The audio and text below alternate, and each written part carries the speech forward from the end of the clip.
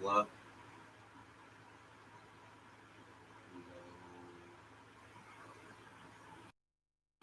Is this thing on? Check, check. Alright, I'm just doing a test recording here, I guess. Because I'm using my cell phone, headphones, microphone to I'm using the microphone. Makes sense, right? It's like what a podcasting, video, podcasting, radio, television personality would use. So why not a YouTube streamer, right? Actually, they'd probably use like a real microphone, like what I normally record songs with. And who the fuck am I, right? I'm jjstyles, the owner and proprietor of Bright Idea Records, a small independent label that's been around for at least like a decade here in this small town of Tucson, Arizona. Actually, I guess it's getting bigger. And I'm just YouTube streaming on June 3rd of 2020. These are just the most interesting of times we're living in right now. We all get to experience them from our self-quarantined studios. If you turn on a television, you're gonna see somebody, in their basement or their living room, freaking broadcasting their like "Good Morning America," um, the Tonight Show, or just anything. It's pretty ghetto. It's pretty ghetto fabulous right now. This self-quarantined virus scaredy cat world we're living in. It's a lot like 12 Monkeys, I guess.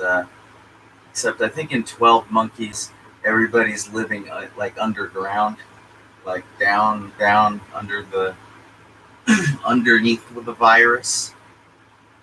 I think that's been science fiction's big prediction for a long time.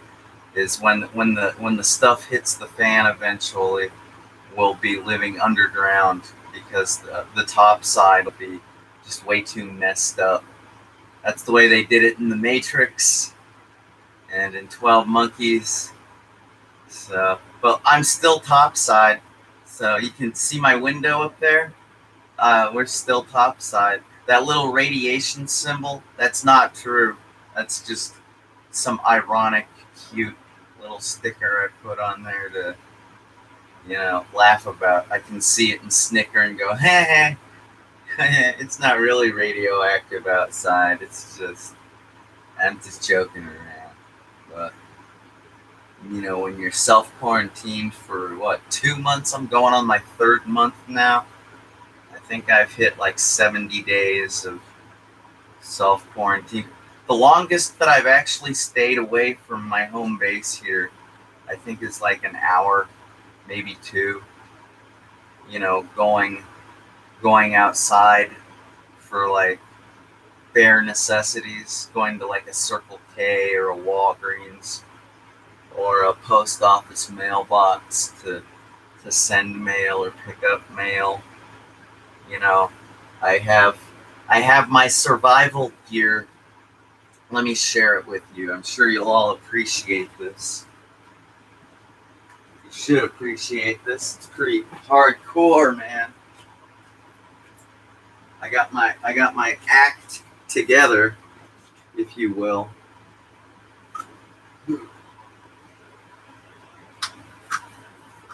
Ow, my hair. Ow. Let me just place this over my mouth here. That takes a minute. Okay.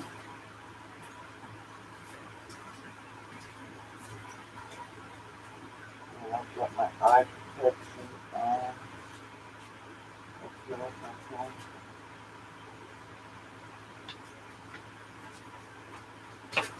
Okay, this is my outdoor. I got my filter right here. This protects the air that I breathe.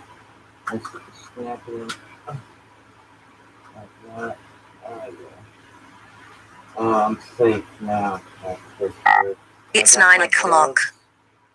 I think this chair right here is my favorite chair. You know, everybody talks about the hand sanitizer. The hand sanitizer. It's so important to sanitize your freaking hands. And it is. You know, you don't want to touch your face. You know, I got these glasses so that way I'm not touching my eyes. So sometimes you go like that to touch your eyes, and it's only natural, you know, when your eyes start to itch. This thing's still, yeah, okay, my microphone's still working. I can see the little meter here on the screen. Alright, so I'm safe, and yeah, of course,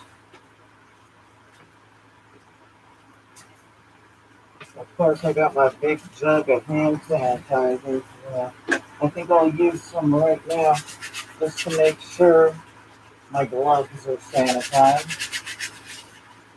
And it's like when I go outside, I get some looks sometimes. Like people think maybe I'm overdoing things, but those people are idiots, and they're the ones that are going to be catching the virus if it comes in contact with them. Not me, because well, I could be in a room filled with virus people, and I could walk away just fine, uninfected. Which is important because I kind of have to be around the vulnerable sector of society, the people, the older, retired age people. Um, you know, a few of my friends are in their 60s. One of them, well, my mom's, you know, women don't like it when you talk about their age. So, but let's just say I gotta protect myself in order to protect the vulnerable people around me. So, Yeah, I do this to protect myself and protect those around me, and I'm not overdoing it. This mask, I don't have to constantly buy a new mask or resupply those doctor facial. You know, most people are using. Um, excuse me. Yes. Most people have been using the doctor masks like these, you know, and when you use those, you gotta, you know, they're disposable. Need I say more? They're made to be disposed of after one use. You know, if you take it off and leave it laying around, somebody will probably throw it away into a trash can. And then you'll say, "What did you do that for? That's my last mask. How am I supposed to go outside now?" So, anyways, yeah, who really wants to go outside these days, right? It's just an opportunity to catch the corona COVID-19 virus, which is basically the SARS bird flu, I suppose, is one way to look at it. I remember when the SARS bird flu happened, like, what, 10 years ago? Something like that. I remember there was an actor, or there is an actor. There's people out there that have the last name Sarsgaard and Skarsgård. I think that's like a European, like a Swedish or Norwegian, something like that. It's a common name, I suppose. And this actor, the Sarsgaard dude, he did a Saturday Night Live skit, and he's like, "Hello, I'm Sarsgaard, and I'd like you to buy my Sarsgaard." And it was basically a doctor's mask like that, and they're trying to. It's supposed to be a skit that makes it look like real clever and cute. Like, my name is Sarsgaard, and you should buy my official Sarsgaard. But it's like got this dark underbelly to it because it's like it's protecting you from a virus that's like killing people right now. So it's like, ooh, yes, we need a Sarsgaard to protect us from dying. Yeah, so yeah, I haven't seen that skit in forever. I don't even know if it's on YouTube. Probably be fun to watch it again. But yeah, I guess I've made my point. We're all just weathering through this right now. But of course, well, what would this world be like if we only had one problem to contend with? You know, apparently, black lives still matter. I mean, pretty much all human lives matter. And I guess if you're an animal person, like a PETA type person, animal lives still matter too. This life matters, really. Um, but I'm talking about what's been in the news, what's been happening outside. Um, you know, I say the animal lives just because in the news people are talking about Carol Baskin, the lady that doesn't get along with Joe Exotic in the Tiger King documentary. That if this live stream actually stays on the YouTube hard drive in 10 years, people are going to say, Tiger what? What's he talking about? But right now, there's a whole dialogue around this Tiger King documentary on Netflix because Joe Exotic got put in prison.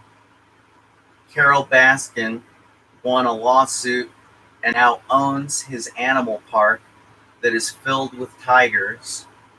Yeah, tigers. Isn't that something? Man-eating. Rawr, rawr. Those are supposed to be my tiger fangs. Rawr, rawr. Yeah, yeah. And there's this whole dialogue about, do tigers belong in zoos? Do they belong in captivity, or do they belong in nature? But and the argument, the pro cage, the pro in captivity argument is tigers are an endangered species. So as long as they're in captivity, they are protected and being kept alive. But people like Carol Baskin like to argue that it's cruel, even though she keeps them in captivity. She tries to convince people that she has the best setup and really just pimps out her tigers' living situations. And it's like, I don't know. I'm not a part of this world because I don't even have a cat. Meow. Meow. I have leopard geckos. They are spotted like leopards, but they are far from leopards. They're just these little geckos, and they're real cute. I've had one for 15 years. 2005, that's 15 years that I've had my bro, Osama. I don't really call him Osama anymore, though. I thought, because they come from Afghanistan originally, the breed of leopard gecko, Ubil Faraday. And I thought Osama was a real cute name for an Afghani lizard. But I just call him my handsome man. My handsome man. But he's well taken care of. He's got his female that he pays lots of attention to, and his mealworms and his crickets. And I've got a sand substrate in this. You don't care. Maybe you do, but yeah. And like, I am the least racist person in the world. My band, which one, JJ? Pick one. You know, when you play punk rock music, you're usually sticking up for values like anti-racism, anti-sexism, you know, sticking up for the underdogs. For the past forever, you know, the whole lesbian gay world has been like underdogs, a subclass of the hetero, you know, like heteros get married and get insurance and, you know, ruin their lives. I'm just joking. If you're married, I know you're just so lucky. I envy you. But seriously, uh, it's just it goes hand in hand. Usually playing punk rock underground music and just sticking up for underdogs. Um, you can hear it in songs like the Zero Tolerance Task Force hit "Jesus Was a Sand N-Word." Yeah, don't hate me. I know I said N-word, but look, it's the lyrics to the song. We're trying to make a point. It's like a 20-year-old song now. The lyrics are making a point about how if Jesus Christ, that guy that died on a cross or whatever 2,000 years ago, supposedly that really happened. I don't know. I wasn't there, but I mean, somebody wrote about it. It's like history, mankind history. So the point is, if Jesus Christ came back to the United States or whatever these days, back in the post 9/11 Patriot Act time period of 2000, 2003, what would happen? And the chorus line would go, Jesus was a sand N-word, and if he came back today, he would just be killed again by the USA. People hear that and they hear that and they go, "Whoa, yeah, you're right. Jesus would just get put on a cross again." Or wait, no, let's continue. Think about that one, and then it goes, Jesus would, or killed again by the USA, or Israelis would make him homeless, or crucify him on U.S. funds. That's true. But Jesus was a sand N-word, and we are number one. Get it? That was the attitude we were trying to generate. You know, it's like the whole, how can you be a patriot when you know your administration is doing shitty things and that the world sees you as a piece of shit? You know, you're like, fucking Americans, these guys are just bullies. Yeah. So it's like,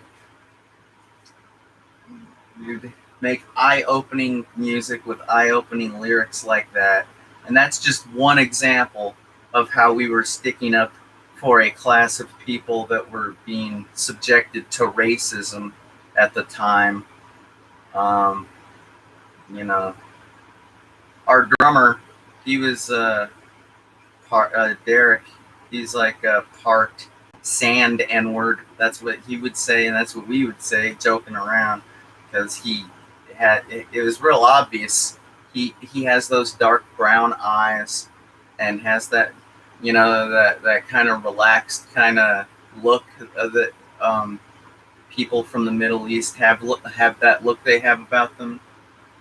You know, he has those characteristics and features, and it's like, I think they talk about it now in the Anti-Nowhere League documentary about how their drummer was of a Middle Eastern background, and they talked about the problems that would cause on tour, you know, because they're like an English Cockney kind of band, and you know, it had to deal with that, the racism that was being thrown around towards their drummer at the time. So why all this talk about racism, JJ? Why? What's that got to do with anything? Well, like I was saying, the Black Lives still matter. I like to, you know, I'm a nerd kind of, so I like to joke around about things like that. I got this sticker at Comic Con, Pack Lives Matter, which basically sums up what the problem is. It's, you see the ghosts, the monsters from Pac-Man, they are kind of dressed up like police officers. And Pac-Man, he looks scared for his life, and he's just like running away, like, because he's not on PCP or his power pellet or whatever. He's not ready to lay the smackdown on those ghosts. No, he's like, that one has a gun. That one has a billy club. That one has handcuffs. And that's the summation of, replace Pac-Man with my singer, Mallet Saiba from the High Intentions band, and replace the ghosts with the police. And that's, and then for you older people out there, older, like you're really that, for those of you that remember Rodney King, then that whole mess, that's where we all learned the term police brutality, way back when. It's something that I've been aware of my whole life and witnessed. And I don't want to throw myself into a post-traumatic flashback or anything, but yeah. So people have been out in the streets marching, protesting. In Los Angeles, there was a little bit of looting and rioting. But I mean, it's Los Angeles. When isn't there looting and rioting, right? I don't know. And of course, what should I be doing? I've been attacked by not the police. I've been attacked by civilians like over a half a dozen times in the past couple years. A couple of those times, people thought that I was a racist skinhead, like a neo-Nazi, because they'd see my hairdo and see that I'm a punk, and they would, jump to conclusions. And I ended up getting lumps on my ever so attractive bald head, shaved head, and like get black eyes. So I got to be black for a week in my eye region, busted lips. And of course, it's never a fair fight. They always sucker punch you when you're not looking or when you're not expecting it. And then they kick you when you're down. Now I am going to send myself into a post-traumatic flashback. So the thought of going outside right now is pretty scary to me, because I'm sensible. I know that I've been hit in the head a lot of times in the past few years, and that I'm getting closer and closer and closer to being like a permanently brain damaged wreck. You can only take some, like human things with brains. If you have a brain inside your head, you can only get a concussion so many times before you turn into Muhammad Ali, Cassius Clay, that guy. He's one of the more famous brain-injured humans that's ever lived, the great one. So what? Yeah, I don't want to. I'm afraid maybe yours truly, JJ Styles, will get attacked. Maybe by the police, maybe by civilians. I don't know. I don't really want to be a part of any of this social crap right now, because it just doesn't work well for me. I like making music, the kind of music that you can sit back and contemplate and say, wow, these are some radical ideas, but they're right. But why are they right? That shouldn't be right. Or should it be right? Maybe this needs to change. Or maybe this needs to stay the same, but this needs to change. You know, that's my best work in the realm of the mind and contemplating just what's right and what's wrong. You know, right now things are going pretty good for gay people, I guess. That's what I keep hearing. Like if you remember Kids in the Hall, the sketch comedy show made by the Canadians, like they had a cast member that was gay, and they were always making skits that had like some gay humor, you know, that would make you laugh, you know, like, look at those fruits, they're funny, you know, kind of reminiscent of Monty Python when those guys would start throwing on dresses, you know, and yeah, this my band Zero Tolerance Task Force. It's not my band. I was in it. It was Freddie Dubers. It was more his band.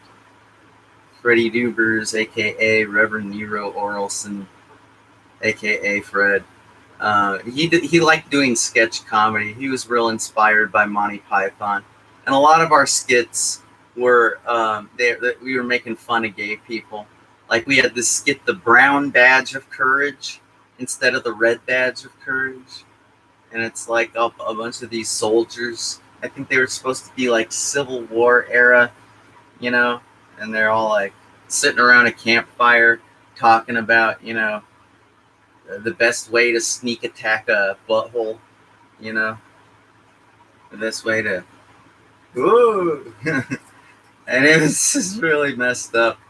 I mean, you know, it's just funny because, like, I guess the attitude at the time is it's better to laugh about the whole gay thing and just kind of, you know, be like, wow, hey, hey, rather than be filled with hate in your heart, you know, in your mind, because a lot of times you'd hear the F word, you know, faggot. You know, that's like what if you were in school, in public school, and you were like a nerd, you know, getting picked on. You know, you'd show up at school, and like people would slap your books out of your hand, and then go, "Hey, Butterfingers, why don't you pick up your homework, faggot? You can't. I'd like to see you on the football team. You'd be dropping that football constantly and ruining everything for us, you pansy. Why don't you pick up your books and get to class?" You know? And then maybe they'd slap them out of your hands again and give you a wedgie. You know, because nerds, it's like that Revenge of the Nerds movie. You know, everybody gets picked on in America because everybody's competing with each other. We have a democracy where the majority decides everything. We have a capitalist monetary system where the only companies that survive are the ones that sell the most product and make the most money.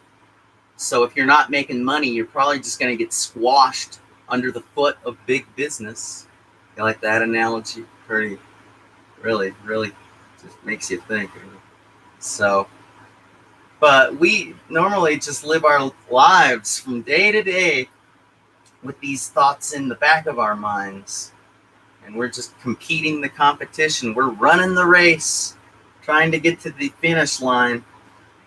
You know, that pot of gold at the end of the rainbow, you know. And I think during this coronavirus self-induced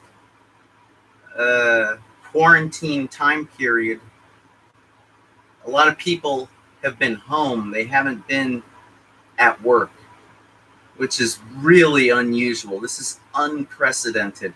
I don't remember a period in time. I've been on this planet for several decades now. I don't remember a time period where, as a country, we all just got to stay home for a few months. The country as a whole, everybody's just been sitting at home avoiding the virus out there, and they've been able to sit at home and contemplate a lot, contemplate their own lives, contemplate others' lives, contemplate everything, you know? And of course, whenever I turn on the radio, the DJs are always talking about, the great music that we're going to have in store, because all the music artists and recording artists are sitting at home right now, and they got so much free time. For the first time in our time, we've got free time. So we've got to make great music, because I'm sure we're all so inspired. I just love making party anthems when people are outside dying, getting killed by viruses, getting killed by the police like George Floyd. Or maybe the police are getting killed by crazy people that are mad at the police. Not a specific police person, just police. And just like, let's go classify entire groups of people and just throw them in ovens. Why don't we? Yeah. I'm joking around because it's just crazy. But my point is, you've been contemplating.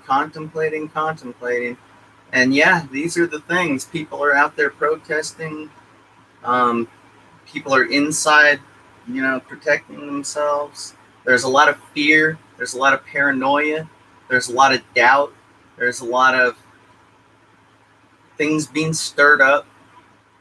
And a lot of insecurity. There's a lot of white people out there that are discovering that they are still racist. A lot of white people out there that think that they're so open-minded and accepting, but then they go on Facebook. Here's an example of what these people are posting. This is like what I heard on the radio. This was an example they used. They said, so this guy, he called up, let me paraphrase, okay? I'm going to act like the producer of this show. The producer's all like, hey, the host is like, hey, have we gotten any phone calls? The producer's all like, well, yeah, they aren't really good. Well, what do you mean? Well, this guy called up right now, and all he asked is, hey, is it racist to go on Facebook and post a picture of a black guy throwing a Molotov cocktail, like committing an act of violence? And then the comment that is posted says, they are doing this to their own neighborhoods. And then they're like, oh my God, they did it. Yeah. This guy wanted to know if that was racist. Oh my God, of course that's racist. It's like, and that's the end. And it's like, any person with any understanding of the human language, which is difficult for some people to master. When you have an IQ of 80 or less, or 100 or less, a lot of things are difficult. And there's a lot of people out there that don't have a lot of brain power. I got, when I was a 7-year-old kid, they told me I had a 130 IQ. So I'm like, I'm not a super genius, but I'm smarter than most. And so I don't know what that means. I don't believe that. But I have analytical skills. I will admit that. I can analyze a situation. I can analyze a problem. I can analyze a puzzle. I can analyze a song. And I can figure things out. Sometimes it takes me twice as long as the average person to analyze things, but it's just because I like to pay attention to detail. And so a normal person would hear this and go, they are doing this to their own neighborhoods. Okay, that's at least racist on 3 levels, I guess, because when he says they, is he referring to Molotov cocktail users? Because it's true, Molotov cocktails are terrible neighbors. Molotov cocktail users are the worst neighbors. They just burn their own neighborhoods down. Those darn Molotov cocktail users, they are hell on the insurance too. Or, he's not, when he says they, he's actually referring to people that wear hooded sweatshirts. Those hoodie-wearing people out there. Yes, they are the worst. It's like they always have the hood pulled over too far, so you can't see their face, and they're all shadowy and stuff, and that you're like, who is that underneath the hood? I don't know. So, oh no, when he says they, he means black people. Oh, they are doing this to their own neighborhoods. Oh, wow, their own neighborhoods. So what? You're telling me that now there's a zip code that's just for black people? Gee, don't let the hipsters know, because we'll have some gentrification going on soon. Because those hipsters, they love the cheap rent. uh, and on the third level, just posting the picture at all is inappropriate, because it's really tough to give context to something like that right now. Like, I was watching the news and I saw white people and black people rioting and looting, and I think actually there were some Asian people, but they just looked like white people. No, maybe there were some Jewish people. Hey, boy, that look like white people. You don't know when you're looking down from a helicopter exactly what the genetic makeup of the person you're looking at is. It would drive a person like Hitler cray. Hey, what am I looking at? Yeah, I don't know how to do a Hitler impression. Anyway, oh, what am I looking at? So, yeah, a lot of people like that are discovering that they're still racist. And meanwhile, people like me, they're just living life. I got really smashed last night. And it's not like some self-hating desire to, annihilate myself with alcohol. No, that's just what the coronavirus people have been doing to get through the day mostly. Is when you're self-quarantined, you got to kill time somehow. And when you're listening to music, which is one of my favorite ways to pass the time, it's nice to get smashed.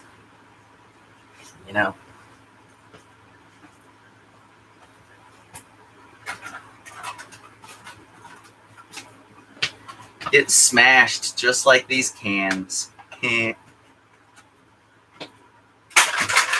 So yeah, I know that's really productive use of my time, but seriously, I've been trying to work on the brightidearecords.com website. It's been difficult. It takes time. I like to think of myself as a pretty computer proficient kind of person that can get things done if I have the time. Computers do take time to accomplish most anything of value, like a website. And I got this website, this domain with GoDaddy.com a couple months ago. And I created a website for Bright Idea Records. And each month I've had to go and set it up over and over and over. Now, like 3 or 4 times, I've just had to go through their little site wizard, just doing it over, and it's really irritating, because sometimes it'll be up there. I don't have it marked on my calendar, time to regenerate the site again. So sometimes the domain will be up there for like a week, and it'll say 404 page not found. Gotta love it. That must make the record company look so respectable. So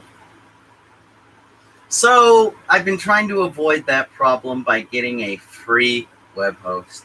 And I'm sure you capitalism-loving rich people out there are probably like, gee, JJ, why don't you just buy some hosting for your big record company? It's like, first of all, it's not a big record company. It would be nice if it was, but I don't make much at all. Like, I think last year, actually, I think in 2019, I think I made like $5. I think in 2018, I made like $40, which is incredible. That was an incredible year, like 40 songs were sold at $1 a pop. Holy fuck, that was a major year. Point is, the company doesn't pay for itself, and it's humiliating to be paying for hosting that doesn't pay for itself. It's like demotivating. When the hosting doesn't pay for itself, you say to yourself, why do I have this? This is stupid. It's not generating business for me. Fuck it. So then you go. So I did that for a couple years. I said, fuck it.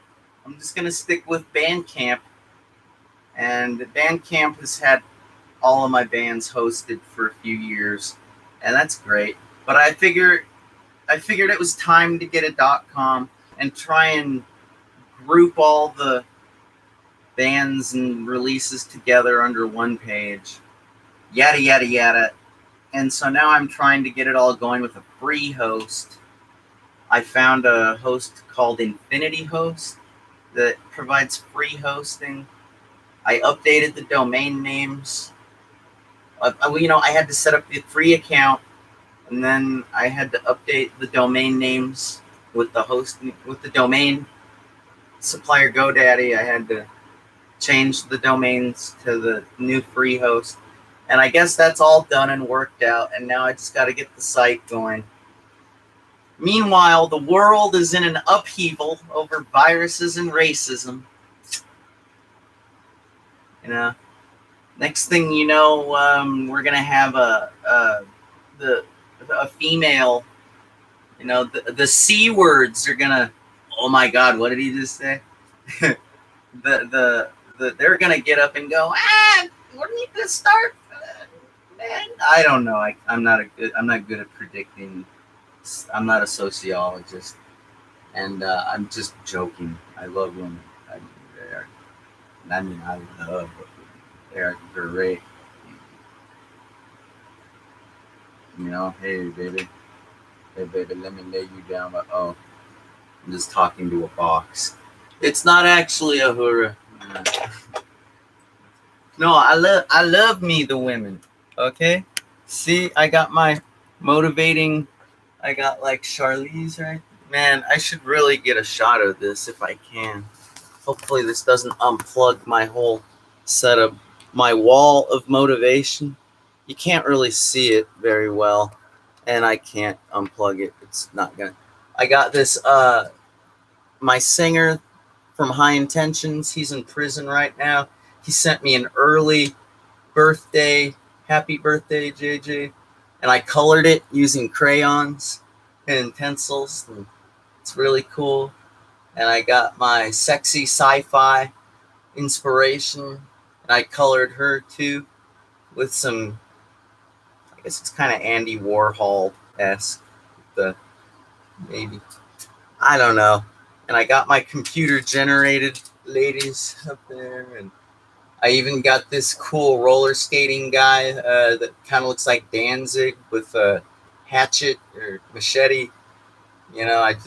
Somebody found that in the trash, and I hated to throw away such a cool picture with a pentagram on it. And I'm like, wow, it's like Danzig on Danzig on roller skates. That's pretty cool, man. That's a pretty macho representation of a roller skater. And I don't know. I guess I don't have much more to say right at this moment. I was just trying to make an update for the world. It really sucks that my favorite N-word, my singer, my fucking singer, my black singer is in prison right now and has been for the past year. He has 2 more years to go. I don't know if he wants me talking about this. I've been trying to, just keep it to myself. From what I gather, nobody watches my streams anyways, so this is more like a video diary than anything. But yeah, he got locked up for 3 years for beer running. He did like a few hundred beer runs. And it's rough. You know, that he was singing for probably my most commercially viable band. You know, there are some bands here in Arizona that are getting some attention. You know, and I'm not just talking about the Congos. I'm not just talking about Authority Zero. You know, there's this band called Dead, DED. They apparently have been getting attention. And then there's this other band from Tempe that's been on the charts. They got this song. It's all like, "You're so proud." I think they're called like the Souls, the something Souls, the Black Souls or something. Anyways, go look it up. The point is, you know, I always thought it would be nice to have a big famous rock band, you know, and do it all from Arizona, not have to move to LA or New York or anything. And that band is probably going to be high intentions. I mean, we are able to put enough work into it, but it's kind of tough without a singer. Apparently, I don't sing good enough to do the job, and I've tried, believe you me. I mean, I do sing good for what I do, like Zero Defects. I am like the perfect type of singer for Zero Defects from Arizona, not Ohio. I'm the perfect singer for that band. But and for the JJ Styles solo project, who else could sing for that? But I digress. Can't get work done. I don't know. Yeah, can get work done. Been trying to get work done. I was thinking that maybe I don't want to say too much. I don't want to give too much away because when you do that, then people don't take you seriously. Like if I was to say, I got something in the works, and then if I tell you too much, you'll expect me to release something within the next month. And if I don't, they'll be like, man, what was that guy talking about? He was just talking out his ass. He doesn't have anything to release. That's kind of like where the Offspring has been for the past few years. I'm sure all you people in internet land love the Offspring. And who doesn't? You know, you gotta keep them separated. They don't mind. Yeah. Come out and play. Or like, you know, I rode around for the 10th time today. I practiced all the things I would say. Oh, lady, I got no self-esteem. Oh, it's better this way. Yeah, self-esteem. Or what's another major hit?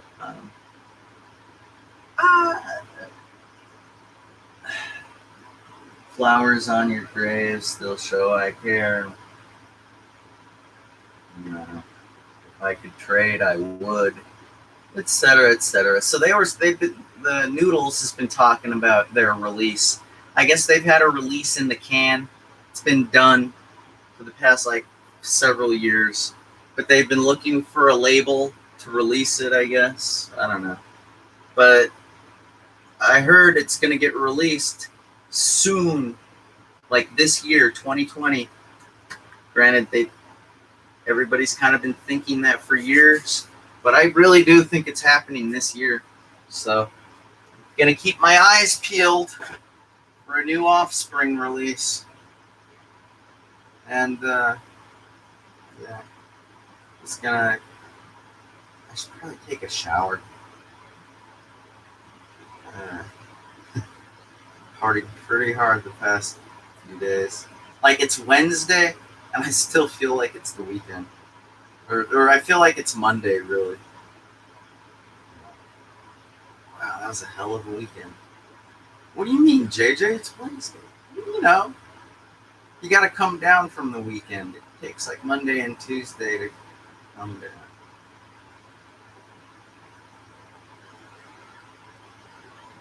You know, it's like that Five Finger Death Punch song. I'm a little bit off today. You know, for Monday and Tuesday, I was a little bit off. You know, I crashed a little too hard. Day. It's like a Five Finger Death Punch song, which is a pretty good number if you haven't heard it. The Bluestones doing Shaking Off the Rust. It's a really good song. Like, at first I thought the rust was like, when you're out of practice, you're rusty, and you're like, oh, I need to get back in practice. I'm really rusty. That's what I thought the song was getting at originally. Excuse me. But there's some lines in the song like, you got no trust. So I'm shaking off the rust. And like, everyone's got something to say. Better bite my tongue or I'll make a mistake. Like, I'm starting to think that the rust is maybe like the people that drag you down in life.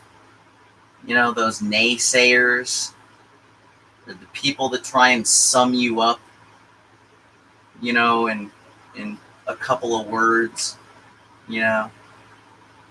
People that use labels for other people. They just say, oh, you're a this and that, and they write you off like you're nobody. Maybe that's the rust. And you gotta shake off those fuckers, because they'll drag you down to the bottom of the lake, man. They'll drag you down to the bottom of the ocean, which is exactly where they're going with their lame attitudes. Those rusty people. Rusty. I don't know. It's like when AWOL Nation says, I wipe my brow with my sweat and my rust. This is it, the apocalypse. Whoa. It's like you kind of get the impression of like a Fallout Wasteland Wanderer. Fallout the video game, Wasteland Wanderer. Like somebody coming out of the vault, Like that's kind of like the impression you get when you interpret the lyrics literally. But when you think about it metaphorically, it sounds kind of like somebody that's been living in a trap, like a drug den trap. And then, because I'm breathing in the chemicals. We're painted red to fit right in.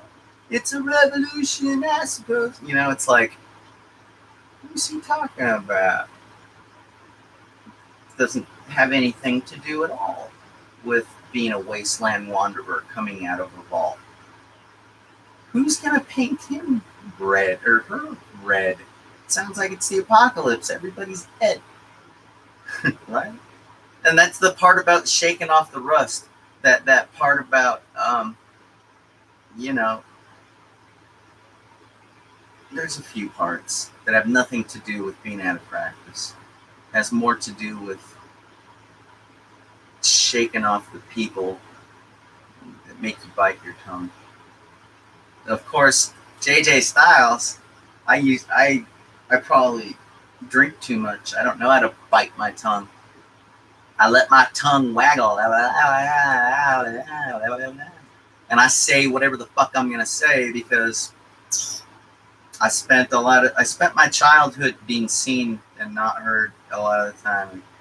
And I hate that. If I got something on my mind, I gotta speak on this, or else it'll rot a hole in my brain. Gotta get it out. So, yeah. And, there's this other band, Starset. They've been kicking ass, too, like with the last year's release. There's a song that's been on the radio called Trials. Saying that we're like made out of stardust and that we gravitate to the stardust that we're made out of, which is like so true on the most like basic of levels. I mean, like this entire universe is just a bunch of stardust. It was all nothing, and then the Big Bang happened a few billion years ago, and we were all just stardust. And somehow that stardust is like accumulated and like collected, and the common parts have turned into life forms like me. It's really just a provocative, thought-provoking song for a nerd like me. But good shit, good times. I guess there's been some other stuff. I don't know. It's like a new Pretty Reckless song that's been on the radio about you know, on my tombstone, just write down killed by rock and roll, rock and roll, rock and roll. When I go, say I went to rock and roll, which is like, how many friends, how many close ones have I lost to rock and roll? It's getting to be quite a few now.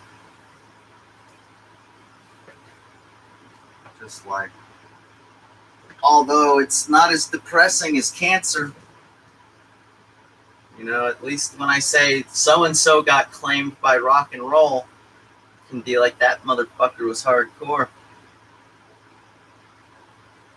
Yeah, rock and roll killed him. What a hell of a life they lived. Anyways, alright. It's my little update. My little update is almost an hour long. God damn, I talk a lot. Just let that mind wander. Alright, I'm JJ Styles with Bright Idea Records, signing off.